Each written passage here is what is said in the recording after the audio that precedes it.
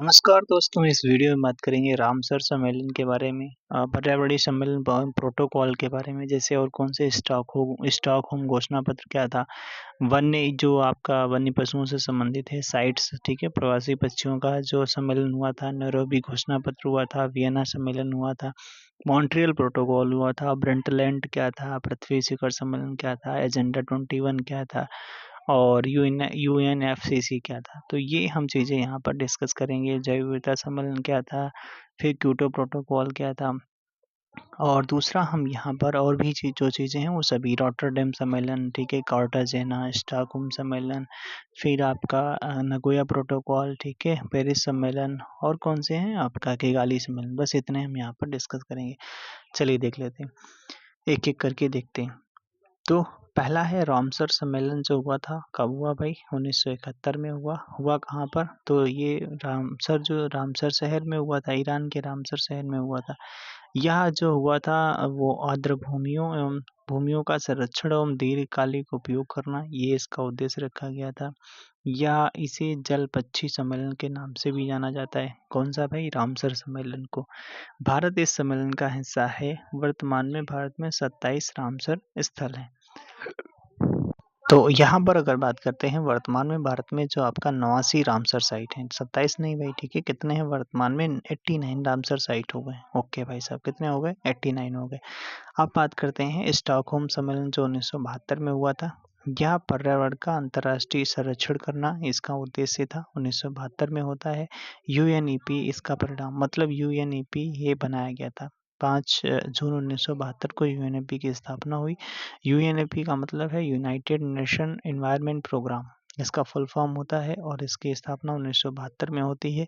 Nairobi Kenya में इसका headquarter हो जाता है। ओके, नैरोबी केन्या में इसका हेडक्वार्टर हो जाता है। ओके भाई साहब, ये किस सम्मेलन के की वजह से इसका स्थापना हुआ था? तो स्टॉकहोम सम्मेलन कब हुआ था? 1972 में हुआ था। ओके, चलिए अगला बात कर लेते हैं वन्य पशु एवं वनस्पति की लुप्तप्राय प्रजातियों के अंतर्राष्ट्रीय व्यापार पर सम्मेलन अगर बात की जाती है, तो ये सम्मेलन होता है आपका 1973 में होता है। इसको नाम दिया गया था क्या? इसका नाम दिया गया था साइट्स दिया गया था। ओके भाई साहब, क्या नाम दिया गया था? साइट्स दिया गया था। किससे संबंधित था?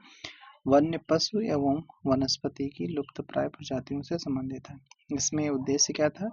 इसका उद्देश्य सीधा सीधा क्या था? इनसे प्राप्त होने वाले उत्पादों अथवा लुप्तप्राय प्रजातियों के अंतर्राष्ट्रीय वाणिज्यिक व्यापार का नियंत्रण अथवा रोकथाम करना, ठीक है, इनका रोकथाम करना। इसे वाशिंगटन सम्मेलन भी कहा जाता है, और के नाम से भी जाना जाता है, या कानूनी रूप से बाध्यकारी है। कानूनी रूप से बाध्यकारी है। क्या है? साइट्स, 1973 में जो सम्मेलन हुआ था। ओके, प्रवासी भारतीयों से अगर सम्मेलन की बात की जाती है, जो सीएमएस बोला जाता है, 1979 का है। वन्य जीवों की जो प्रवासी प्रजातियों के संरक्षण पर आपका सम्मेलन होता है। ये होता क्या है? तो बॉन कन्वेंशन के नाम से भी जाना जाता है। कौन सा है ये आपका? 1979 का सीएमएस सम्मेलन। यह संयुक्त राष्ट्र पर्यावरण कार्यक्रम के तत्वाधान में है, मतलब यूएनईपी के तत्वाधान में। यूएनईपी की स्थापना कब होती है? तो 1972 में होती है। किसके तहत होती है? स्टॉकहोम सम्मेलन के वजह से होती है। आगे, प्रवासी प्रजातियों का जो सम्मेलन हुआ था 1979 में हुआ था। ये जस्ट अभी पढ़ा गया, और इसमें क्या होता है जो प्रवासी प्रजातियों का जो सम्मेलन 1979 में हुआ, वन्य जीवों के प्रवासी प्रजातियों के संरक्षण के लिए बात आता है। आगे, नैरोबी जो घोषणा पत्र आता है 1989 में आता है, और सतत विकास को प्राप्त करना इसका उद्देश्य रखा गया था। स्टॉकहोम की 10वीं वर्षगांठ में, 10वीं वर्ष स्टॉकहोम का हुआ था, 1972 में हुआ था, इसलिए यहाँ पर 10 वर्ष उसके पूरे हो रहे थे, तो नैरोबी घोषणा पत्र लाया गया था। वियना सम्मेलन 1985 से है, और वियना सम्मेलन ओजोन परत का संरक्षण से संबंधित है। वियना, ठीक है, वियना वियना ऑस्ट्रिया की राजधानी वियना है, तो आपका ऑस्ट्रिया में हुआ था। इसे कानूनी रूप से अनिवार्य न्यूनीकरण लक्ष्यों में शामिल नहीं किया गया है। ओके, ध्यान रखना भाई, ठीक है। ओजोन परत संरक्षण से संबंधित है। वियना कन्वेंशन 1985 का है। आगे बात करते हैं मॉन्ट्रियल प्रोटोकॉल। ये यार बहुत बार पूछा गया। तो मॉन्ट्रियल प्रोटोकॉल जो है वो 1987 का है, 1987 का है। ओजोन क्षय पदार्थों का नियंत्रण करना, ये इसका मेन टारगेट रखा गया था। मेन उद्देश्य था मॉन्ट्रियल प्रोटोकॉल का, कब हुआ था? 1987 का है। अगर यहाँ पर बात करते हैं यह ओजोन के संरक्षण हेतु वियना सम्मेलन का प्रोटोकॉल है, ठीक है। सार्वभौमिक संधि, सभी संयुक्त राष्ट्र देशों द्वारा मंजूरी दी गई है इसे, ठीक है। कानूनी रूप से अनिवार्य है। केवल ओजोन 6 पदार्थों को लक्ष्य बनाया गया। हाइड्रोफ्लोरोकार्बन नहीं है, अर्थात इसमें हाइड्रोफ्लोरोकार्बन इसमें नहीं लिया गया था। ओके, आगे बात करते हैं ब्रटलैंड रिपोर्ट जो 1987 का है, और 1987 में ही आपका ये मॉन्ट्रियल प्रोटोकॉल हुआ था, ध्यान रखना। सतत विकास से संबंधित है। सतत विकास का सिद्धांत दिया गया किसमें? ब्रटलैंड रिपोर्ट में दिया गया 1987 में। आगे बात करते हैं यहाँ पर पृथ्वी शिखर सम्मेलन जो हुआ था, और जिसे आपका रियो सम्मेलन भी कहते हैं, ठीक है। संयुक्त राष्ट्र पर्यावरण एवं विकास सम्मेलन जिसे कहा जाता है, 1992 का है। पर्यावरण संरक्षण एवं विकास ही इसका टारगेट रखा गया था। इसके 27 सिद्धांत थे। हस्ताक्षर के लिए 3 कानूनी रूप से अनिवार्य समझौते किए गए। कौन सा? CBD करा गया, UNCCD, ये आपके 3 हस्ताक्षर किए गए थे।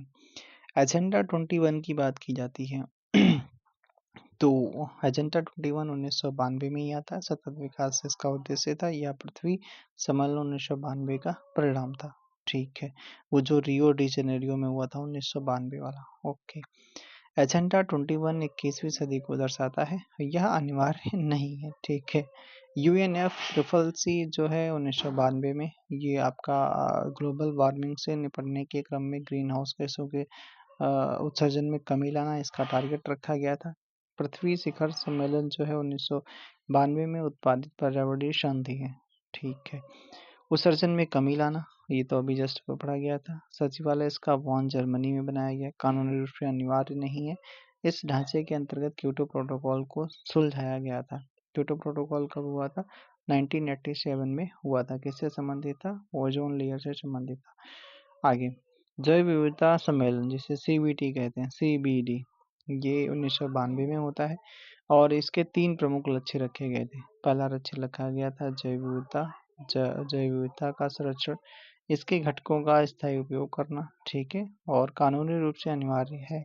अमेरिका ने हस्ताक्षर किए लेकिन अभिपुष्टि नहीं की। अच्छा, CBD के 2 प्रोटोकॉल हैं, कौन कौन से? एक है जैव सुरक्षा पर कार्टाजेना प्रोटोकॉल 2000 का, और नगोया प्रोटोकॉल 2010 का। तो ध्यान रखना, ये किससे संबंधित हैं? जैव विविधता से संबंधित हैं। कौन सा? कार्टाजेना और नगोया प्रोटोकॉल। नगोया प्रोटोकॉल कब का है? 2010 का है। कार्टाजेना प्रोटोकॉल कब का है? सन 2000 का है। और तीसरा इसका जो टारगेट रखा गया था, आनुवंशिक संसाधनों से प्राप्त होने वाले सभी की निष्पक्ष और न्यायसंगत साझेदारी करना। अगला है UNCCD जो सम्मेलन हुआ था, वो आपका 1994 में हुआ। मरुस्थलीकरण का मुकाबला करने के लिए सम्मेलन हुआ था, ठीक है। इसका मुख्यालय बॉन जर्मनी में बनाया गया। एक ये संगठन है UNCCD, ठीक है। एकमात्र सम्मेलन जो रियो एजेंडा 21 की सीधी सिफारिशों से हुआ था। कानून अनिवार्य है। कनाडा इससे बाहर हो गया था। भैया अगर हम नहीं लेंगे, क्योटो प्रोटोकॉल जो है वो, सॉरी, ठीक है, वो मॉन्ट्रियल प्रोटोकॉल था। हमने क्योटो प्रोटोकॉल बता दिया। क्योटो प्रोटोकॉल जो है COP3 जिसे बोला गया 1997 का है। ग्रीन हाउस गैस की मात्रा को कम करना। क्यूट लोग क्या करेंगे? ग्रीन होते हैं, ऐसे याद कर लेंगे। क्यूट लोग क्या होते हैं? ग्रीन होते हैं। UNFCCC के तहत समझौता हुआ था, 1987 में हुआ था, ग्रीन हाउस से संबंधित है। बस इतना आपका पूछा जाता है। अगला जो आपका या ग्लोबल वार्मिंग से लड़ना, ठीक है। ये तो जस्ट वही सब चीज़ें लिखी हैं। 2005 में लागू हुआ था कौन सा? Kyoto protocol.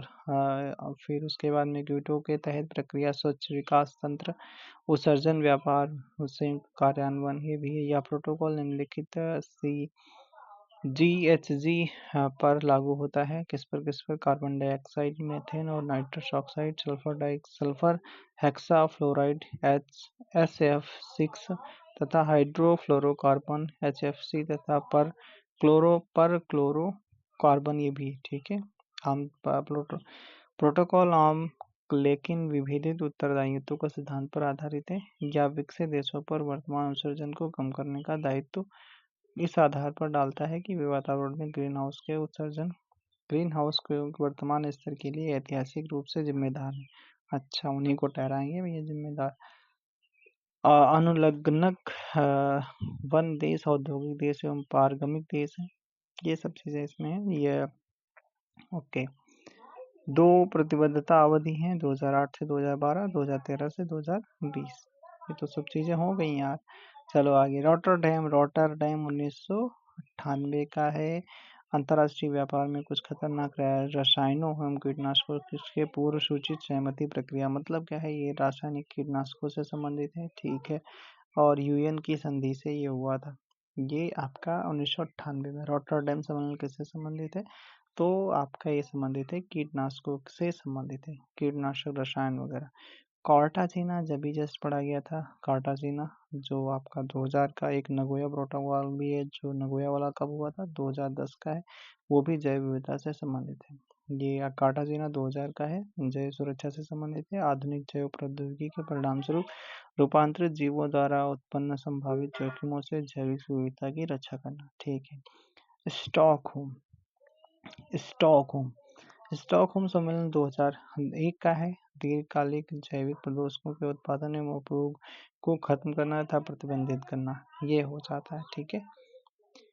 संयुक्त राष्ट्र संघ अमेरिका इस संधि का समर्थक नहीं है। अंतर सरकारी रासायनिक सुरक्षा फोरम और अंतर्राष्ट्रीय रासायनिक सुरक्षा कार्यक्रम ने एक सूची तैयार की जिसे डर्टी डोजेन के नाम से जानते हैं, डर्टी ड्रोजेन के नाम से जाना जाता है। स्टॉकहोम सम्मेलन सन 2001 का है।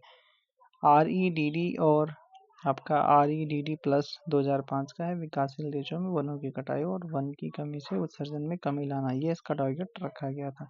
ओके भाई साहब। नगोया प्रोटोकॉल इम्पोर्टेंट है, सन 2010 का है। जैव विविधता पर कन्वेंशन में उसके उपयोग से लेकर आनुवंशिक संसाधनों तक पहुंच एवं लाभों की उचित और न्यायसंगत साझाकरण, ठीक है। CBD का पूरक समझौता है। रियो 20 सम्मेलन जो हुआ था, रियो प्लस 20 सम्मेलन 2012 का है, ठीक है। सतत विकास सम्मेलन है। रियो अर्थ समिट 1992 की 20वीं वर्षगांठ पे हुआ था, या 2020 में लागू हुआ। कानूनी रूप से अनिवार्य नहीं है। लक्ष्य इसके क्या रखा था? इस शताब्दी तापमान में पूर्व औद्योगिकीकरण, ठीक है। पेरिस समझौता ये इम्पोर्टेंट है, सन 2015 का है, जिसे COP21 कहते हैं। COP21 जलवायु परिवर्तन सम्मेलन था ये, ठीक है। और इसमें क्या हुआ था, में आपका जो हाँ तापमान जो है 2 डिग्री सेल्सियस से का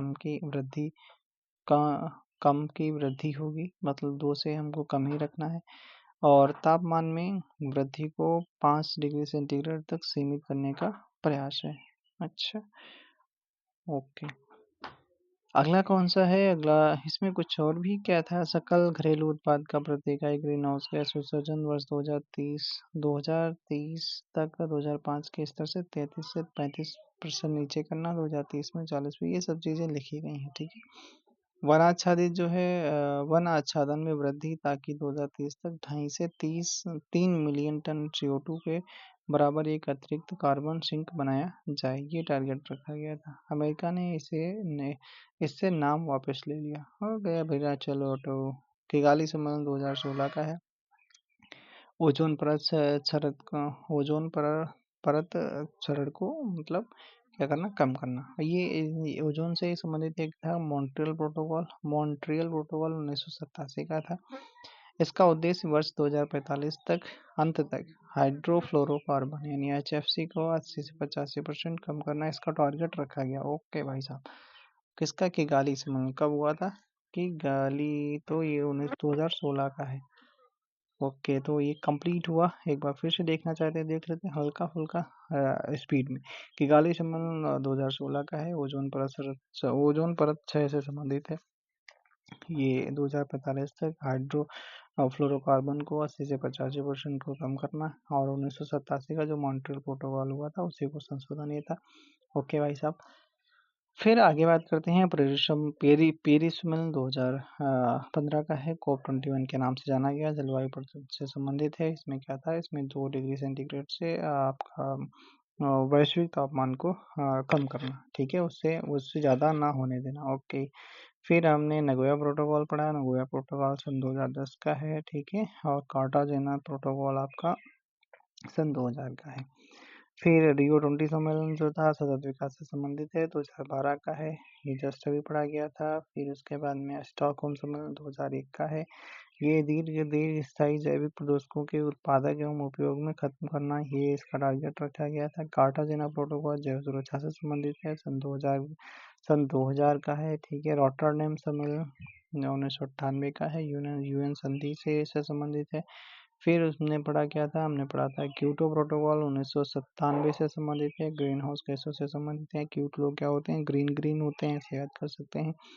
ग्रीन हाउस गैसों में कुछ टारगेट रखा गया था, कौन कौन से, जैसे आपका CO2 हो गया, मीथेन हो गया, नाइट्रस ऑक्साइड हो गया, सल्फर हेक्साफ्लोराइड, HF6 हाइड्रोफ्लोरोकार्बन और पर क्लोरोकार्बन, ये सभी इसमें इनको रखा गया था target. Kyoto protocol green house से संबंधित 1997 जस्ट अभी पढ़ा गया।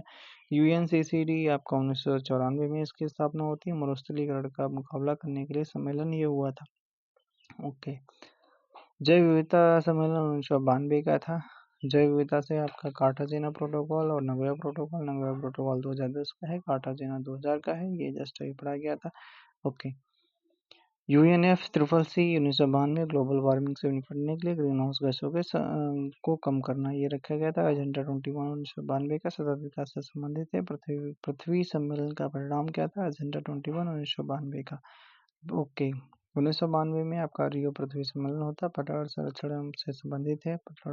ब्रंटलैंड रिपोर्ट 1987 सतत विकास से संबंधित है। ब्रंटलैंड रिपोर्ट जो आती है 1987 में आती है, ये सतत विकास इसका मेन टारगेट था। मॉन्ट्रियल प्रोटोकॉल जो है ये ओजोन परत से संबंधित है, 1987 में आता है। वियना सम्मेलन 1985 में आता है, ओजोन परत का संरक्षण करना। वियना नैरोबी आपका है 1982 का है, ठीक है। और जो CMS है मतलब प्रवासी पक्षियों का है 1979 का है। लुप्तप्राय प्रजातियों के लिए साइट्स 1973 का है। 1973 का वाशिंगटन सम्मेलन के नाम से जाना जाता है। स्टॉकहोम सम्मेलन 1972 का है, पर्यावरण संरक्षण से संबंधित है। रामसर सम्मेलन 1971 का है, आर्द्रभूमि संरक्षण से संबंधित है। ओके, किगाली आपको बताना है भाई, किगाली सम्मेलन किससे संबंधित है, किगाली सम्मेलन 2016 का है, ठीक है। किगाली वाला 2016 का है, किससे संबंधित है, ओजोन से संबंधित है, ओजोन से संबंधित है, ठीक है। मॉन्ट्रियल प्रोटोकॉल से किससे संबंधित है, ओजोन से संबंधित है। क्योटो प्रोटोकॉल किससे संबंधित है, क्योटो प्रोटोकॉल आपका क्यूट लोग क्या होते हैं, ग्रीन ग्रीन होते हैं, ग्रीन हाउस से संबंधित है। Okay, thank you, thanks for watching.